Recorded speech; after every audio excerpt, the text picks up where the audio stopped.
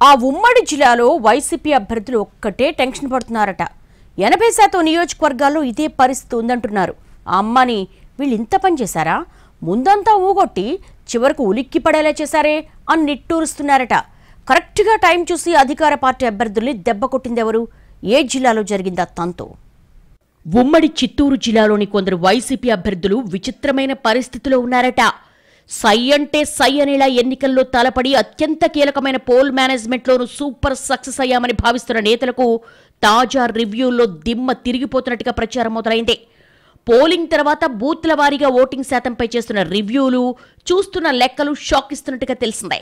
అయితే ఆ షాక్లు ఓటింగ్ గురించి కాదట. పార్టీ నేతలు చేసిన పోల్ మేనేజ్మెంట్లో బోలెడు లొసుగులు బయటపడుతూ ఉండడంతో ఆ అమ్మని మనోళ్లే అలా చేశారా అంటూ తెగ ఫీల్ అయిపోతున్నట్లుగా చెవులు కోరికేసుకుంటున్నారు. ఎన్నికలకు ముందు అసంతృప్తిగా ఉన్న కొందరు ద్వితీయ శ్రేణి నేతలు, కార్యకర్తలు పెద్దోళ్ళేదో సర్దు చెప్పడంతో అప్పటికి ఊగొట్టారు. అసంతృప్తితో ఉన్న నేతలందరినీ నయానో భయానో ఒప్పించి ఎలక్షన్ మూడ్లోకి తీసుకొచ్చారట పార్టీ పెద్దలు. కానీ అంతా చూస్తే చివరికి వాళ్ళు ఇలా హ్యాండ్ ఇస్తారా అంటూ అభ్యర్థులు రగిలిపోతున్నట్టుగా తెలిసిందే. ముఖ్యంగా కుప్పం, నగరి, శ్రీకాళహస్తి, పలమనేరు, సత్యవేడు, జీడి నెల్లూరు, పూతలపట్టు, తంబళపల్లె, మదనపల్లె అసెంబ్లీ సెగ్మెంట్స్లో స్థానిక నేతలు అందిన కాడికి నొక్కేసి కామైపోయారన్న ప్రచారం ఉంది. పార్టీ అభ్యర్థి పంపిన డబ్బును జనానికి కాకుండా వాళ్లల్లో వాళ్లే వాటాలేసుకుని పనిచేసుకున్నారని, కొందరు కనీసం పనిచేస్తున్నట్లు నటిస్తే మరికొందరు మాత్రం నొక్కాల్సింది నొక్కేసి కామైపోయారన్న టాక్ వైసీపీ వర్గాల్లో నడుస్తోంది. కుప్పంలో చంద్రబాబుకు చెక్ పెట్టాలన్న టార్గెట్తో చాలా చోట్ల 4,000 దాకా పంచారన్నది ఇంటర్నల్ టాక్. కానీ ఎన్నికల ముందు వరకు గ్రూపులుగా ఉన్న నేతల మనసులు పార్టీ పెద్దలు చెప్పినా కలవలేదని, కొందరు పార్టీ అభ్యర్థి భరత్కు వ్యతిరేకంగా పనిచేశారని వైసీపీ వర్గాల్లోనే చర్చ జరుగుతోంది. మంత్రి పెద్దిరెడ్డి చొరవతో యాక్టివ్ అయిన నాయకులు కూడా పోల్ మేనేజ్మెంట్ దగ్గరకు వచ్చేసరికి పూర్తి స్థాయిలో పనిచేయకుండా హ్యాండ్ ఇచ్చారన్న మాటలు గట్టిగా వినిపిస్తున్నాయి. కుప్పంలో కొన్నేళ్లుగా పనులు చేసి బిల్లులు రాకుండా ఉన్న కొందరు లోకల్ నాయకులు పోల్ మేనేజ్మెంట్ కోసం ఖర్చు చేయమనిచ్చిన డబ్బును పూర్తి స్థాయిలో వాడకుండా సొంత మేనేజ్మెంట్ చేసుకున్నారన్నది కుప్పం లోకల్ వాయిస్. ఇక నగరిలో 2,000 చొప్పున ఇవ్వమని పంపితే అది కూడా పూర్తి స్థాయిలో చేరాల్సిన వాళ్లకు చేరలేదంటూ మంత్రి రోజా స్థానిక నాయకుల మీద ఫైర్ అయినట్టుగా తెలిసిందే. అంత డబ్బు ఏమైందో చెప్పమని ఆమె లెక్కలు అడిగినట్టుగా నగరి వైసీపీ వర్గాల్లో టాక్ నడుస్తోంది. ఇక పలమనేరు వెంకటయ్య గౌడ్కు కూడా స్థానిక నేతలు ఇలాగే షాక్ ఇచ్చారట. అనుకున్న స్థాయిలో పోల్ మేనేజ్మెంట్ జరగలేదని తెలిసి వెంకటయ్య నీరసపడ్డట్టుగా చెప్పుకుంటున్నారు.